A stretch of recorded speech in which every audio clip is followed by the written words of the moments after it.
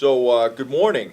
I'm Chief Dean Rondeau of the Wolfeboro Police Department, and on my right is Captain Mark Livy, the Executive Officer for the Wolfeboro Police Department, and we're here as part of a community outreach program in collaboration with Wolfeboro Community TV, and this is going to be morning coffee with the Chief, and as you can see, we brought our coffee, and this is going to be an awesome opportunity to come on in and engage with the chief and the captain about matters pertaining to public safety or to Wolfeboro or whatever you want to talk about.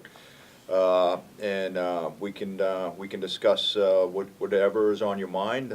You can email questions to Wolfeboro Community TV or even call in. So that's kind of what we have in store. We're looking forward to getting some really good feedback and input from the community at large. And so in this first episode, I just want to introduce myself, my background, and then I'll turn it over to my executive officer. And then I want to talk about where we think we're going with the police department and so forth and so on. So I am a 21-year veteran of the Wolfeboro Police Department. I was promoted from captain to chief on 4 January of this year. And before I came to Wolfeboro in 1996, I was a commissioned Army officer and spent a goodly number of years in the United States Army in either the active or reserve component for 34 years actually.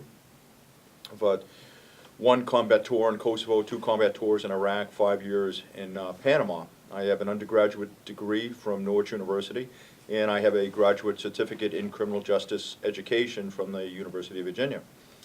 I'm a graduate of the New Hampshire Police Academy and also of the FBI National Academy. So, it's the same as him. I was promoted from senior patrolman to captain on January 4th of this year. My background goes from, I'm originally from Bridgewater, Massachusetts, and I graduated from Bridgewater University with a bachelor's in criminal justice. I've been here now with the department for 14 years. I came right from college right to the department, graduated from the 130th Police Academy. From there I moved up here. I got a wife and 3 kids, 3 little boys. So they're in the system. I live in this town. I'm within the community, as you'll see me around. I also have 2 other businesses in town. We own a dance studio, which is over on Bay Street, and that's so you'll see me around here and there, especially with my boys with sports and throughout the year. Other than that, So that is us. We want to hear from the public. Come on in, be part of our program, sit down, have coffee with us, and you can schedule that through Wolfeboro Community TV and call up and ask for Mr. Tim Goodwin or Peter Boujan or any of the staff members here at Wolfeboro Community TV. And we can discuss whatever's on your mind. We can discuss police radar, we can discuss New Hampshire or U.S. constitutional issues, Fourth Amendment issues, so forth and so on. We can discuss Supreme Court case decisions, whatever's on your mind. Or simply talk about topics of the day, politics or whatever you want to discuss and have some interaction. So in terms of where we think we're going to take the police department, just let me say that we are definitely dedicated to the principles of community policing. We are interested in community involvement. We want to engage with our citizenry and get them to help us solve problems. That's what really this is all about. We want to be good neighbors and good public partners. And chances are, if the citizenry has solutions or suggestions that they think are good ideas, my experience has taught me that they probably are, because you, the citizens, have given this more thought than we have, and we want to hear about that. And that's the whole point to this show. This is our community outreach to solicit and pull this good information and good ideas in from the public. So that being said, we are looking for community involvement and community solutions to everyday societal problems and issues. You'll see our officers are out and about, And again, all of our officers have a vested interest, as you heard from my executive officer, in this community. They either live here, they work here, they have businesses here, they have their wives or their girlfriends or their boyfriends or what have you happen to live and work in the Wolfeboro, greater Wolfeboro area. So we all have a vested interest in this community and making it work for all of us, and that's really, really important to communicate. Secondly, the captain and I are looking to continue the great work done by really great chiefs of police like Stan Stevens, like Bernard Hill, like Rick LaBelle, Brian Black, and especially Chief Chase, and continuing that work that they've set forth and taking it to the next level and making this police department a very viable entity moving into, you know, the next essentially 100 years of the Wolfeboro Police Department.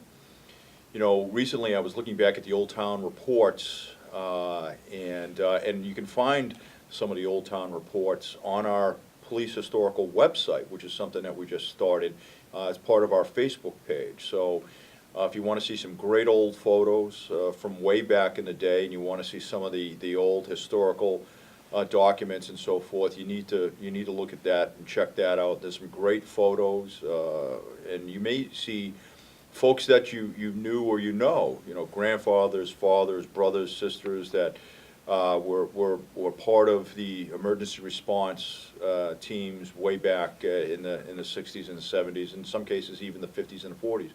Some great old photos, and Will Riley, one of our senior dispatchers, is our historical officer for the department, and he does a great job maintaining that. But I was just looking at some old town reports, and it's really interesting to see how Chief Stevens really took the police department in its infancy and brought it to essentially what we know and love about it today, the full-time dispatch center and the increasing the staff in order to meet the ever-changing needs of Wolfeboro, and that's really important. And he did it in baby steps, so to speak, so there wasn't a whole lot of sticker shock.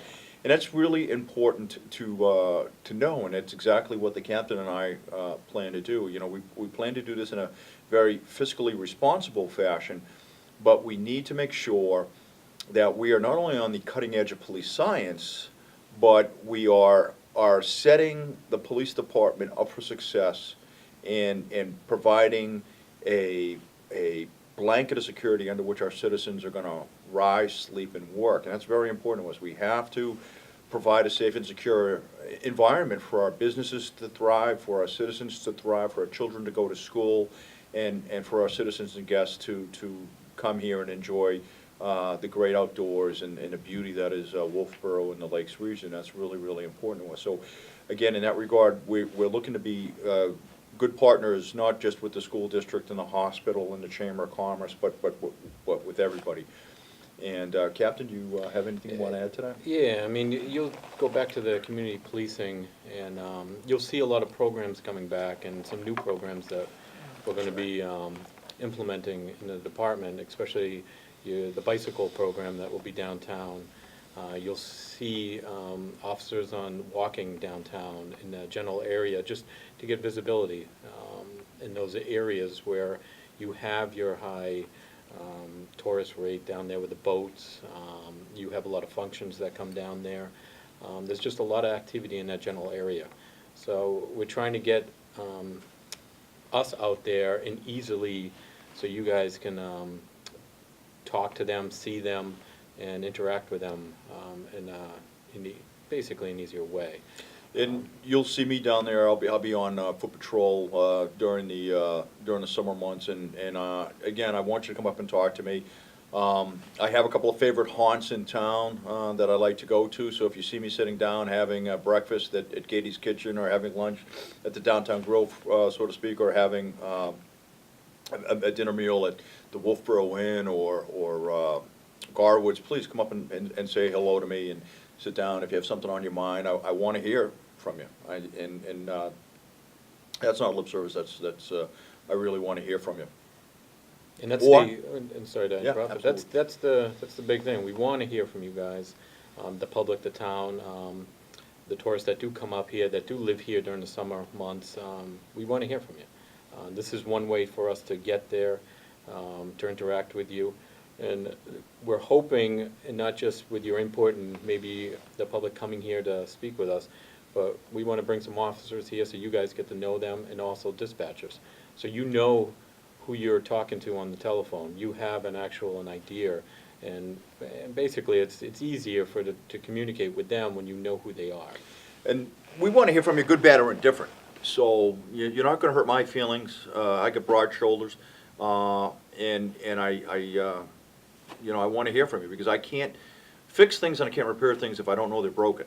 And so if you perceive that they're broken, I want to hear about it. Okay. And so moving on from that, the next pillar of you, if you will, is going to be what I call a pivot on technology at the police department. We're going to be looking at how do we stay at the cutting edge, and how do we do that in a fiscally responsible manner. And the prioritized list of needs that we have, and how do we meet that in a fiscally responsible manner. That's my job, that's the captain's job as the chief administrators of the police department. So we have a few tricks up our sleeve, so to speak, with grants and partnering with different state and federal agencies. But this is kind of an exciting time, because we are on the cutting edge of a lot of brand new technology that we can use to make the men more efficient, and that's important. And let me say why. Because when I create efficiencies, when the captain creates efficiencies within the police department, what we're doing is we're getting the men out there more. By creating efficiencies, what we're talking about is getting them out patrolling more, getting them into the neighborhoods more. So they're not at the police department writing reports or answering phones and so forth and so on, but they're actually out doing what we really pay them to do, which is patrol and deter and prevent crime. We want to be proactive, not reactive, and that's really, really important. And oftentimes it's difficult to measure just how effective and proactive a police officer can be in a deterrence standpoint, because you just never know how much crime you deter by your presence. And this is one of these unknown, really fuzzy things that it's really difficult to measure. But needless to say, it's very important, because I believe that presence, the mere presence of a cruiser or police officer walking a beat downtown, for example, or out and about in the public in a neighborhood, deters crime. People see that, they pay attention to it. And while we're on that topic, let me just speak a little bit about traffic stops. And because we are very proactive in that regard. My men are out there, my women are out there, and they are executing traffic stops and stopping vehicles and so forth. But I want you to know, and I run the statistics every month at the police commission meetings, you'll notice that of the 117 traffic stops last month, 8 resulted in summonses. So that's about a 6.83% chance of getting a summons, or a 1,423% chance of getting a warning. Now, those are pretty good odds of getting a warning. The point to this is, in somewhat of a glib and coy fashion, is to let you know that the vast majority of our traffic stops are educational. They're not punitive. We're not out there looking to fill a ticket book, as some might say. We're out there looking to do things that are very, very important. One, first and foremost, is we're looking for voluntary compliance with the law. In this particular case, the motor vehicle code. Okay, that's very important. Number two is the only way that I can have an impact, or I should say, one of the only ways I can have an impact, or perhaps the most efficient way I can have an impact on the opioid crisis, on this drug problem, this heroin problem, which is impacting our state so terribly, is by doing interdiction work on the roadways.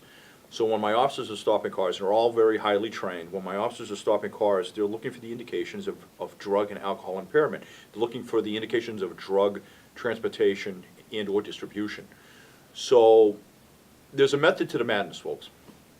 And that's what it really is. Now, they're not stopping cars willy-nilly. There's articulable suspicion and so forth that they have to meet. in order to stop a motor vehicle, and that's usually some sort of motor vehicle infraction.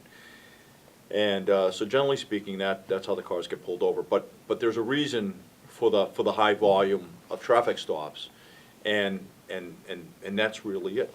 Captain? Yeah, and as the chief said, you're going to see patrol cars in areas you might not have seen before or down your neighborhood. Don't be alarmed. As That's a good as he point. mentioned, we're trying to get out there and patrol and visibility. If there is a concern, don't worry, they'll stop and talk with you and let you know. But you're going to see a lot of patrol cars in maybe your neck of the woods and your areas and the dirt roads and the just the deep into the neighborhoods that we're trying to get into, just to be visible, and that concern. So. Yeah, go ahead, I'm sorry. And then to go back with that education and those motor vehicle stops, just be careful when you do see the officers out there. They are doing their job, so slow down, be careful, maneuver around when it's safe, because they're out there on their near the car or walking back to their cruiser, so just be careful. I know those lights can be bright, and so just pull over, be slow, and get around them. So before I wrap this up and go into conclusion, the one thing I do want to say is that I really want to thank everybody that came out and voted on the 14th of March. That was really a stunning show of citizenship. And as I said earlier, I've been deployed in many areas around the world, and this, voting is a right and a privilege that we have that is not available to many citizens in the world. And I think we had almost 1,000 people that came out and voted on the 14th, and it was in the middle of a really bad snowstorm. And so my hat's off to everybody that got out and voted, and if you didn't, I understand why, but what a great turnout, and thank you for the support. Thank you for voting for the operating budget, and thank you for voting for the police union contract. That just helps to keep us safer here in town, and thank you for your vote on warrant Article 28, no matter what you voted, whether you voted yes or you voted no. I think that that was good, and that's democracy in action, democracy at work, and that obviously is very important to me. So in conclusion, I just want to say that this is a new community outreach program. We're interested in your input. We want to hear from you. Come in and join us. Coffee's on me. So come in and sit down with the chief and the captain, and let's talk about things that are important to you. At the same time, understand that we're committed to community policing. We want to hear from our citizens. You guys have really good ideas. You have an understanding probably that's a little bit more deeper into the problem than we're tracking on. We want to hear that from you. We want to hear what your insights are, and more importantly, we want to hear your solutions. We want to hear your ideas, because they probably are a little bit better than our ideas, because you've been giving it a lot more thought, and we want to hear that. That's what we want to know. Lastly, as the chief of police, I want to know what we're getting right and what we're getting wrong. So good, bad, or indifferent, let me know, because I can't fix stuff unless you come talk to me, and I want to hear from you. So if we're out and about, come up and talk to us. And if you see me out and about in public, and I'm out a lot, and again, I have a number of haunts that I like to go to, and so you see me down at Katie's, sit down and have a cup of coffee with me, and tell me what's on your mind. You see me at Garwood's, at the Wolfeboro Inn, which I frequent quite a bit, for an evening meal. Come and sit down with me, talk to me. I want to, I want to hear what's on your mind. I want to hear what you're thinking. You see me out and about at the Downtown Grill, come up and talk to me. Say hello, and let me know what I'm getting right. Let me know what I'm getting wrong. And that's heartfelt, and I really want that. I don't plan to go anywhere soon, and neither does the captain. So we're here to stay for a while. We want to set the police department up for success for the next 100 years. If you have some good ideas, I want to hear about that. And so come out and support the police department. Let us know how we're doing, what we can be doing better. And we're going to be having an open house public safety day that'll be in coordination with the fire department, so be looking for that sometime. I think it's scheduled for the 4th of July weekend when we have a lot of folks in town. And you can see that on our Police Facebook webpage, page or yeah. webpage, any of those things that come up. Like our Facebook page.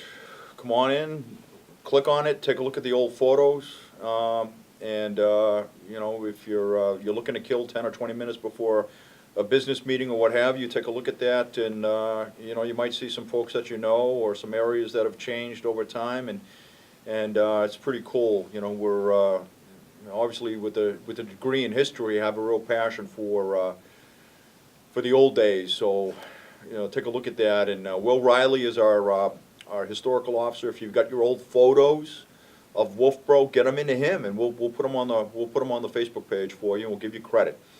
So, having said that, I look forward to getting some really good emails from Wolfeboro Community TV. Get with Tim Goodwin, our friends here, Peter Pujan, and the rest of the staff at Wolfeboro Community TV, and we want to thank them for hosting this initiative.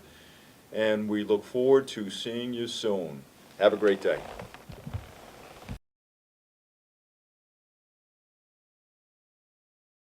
Hi, how are you? I'm Chief Dean Rondo of Wolfeboro Police Department, and I'm here with your safety tip of the month.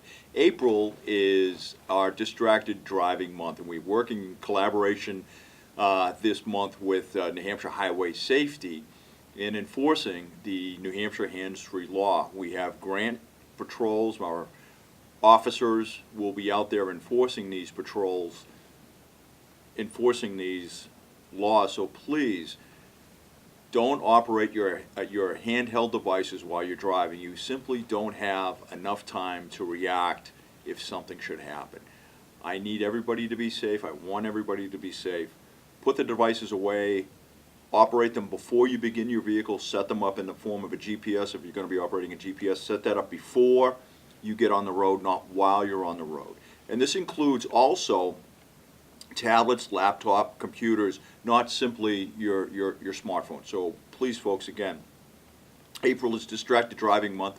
I'm going to have men out there and women out there enforcing these laws. So please put the devices away and let's be safe out there. Thank you very much.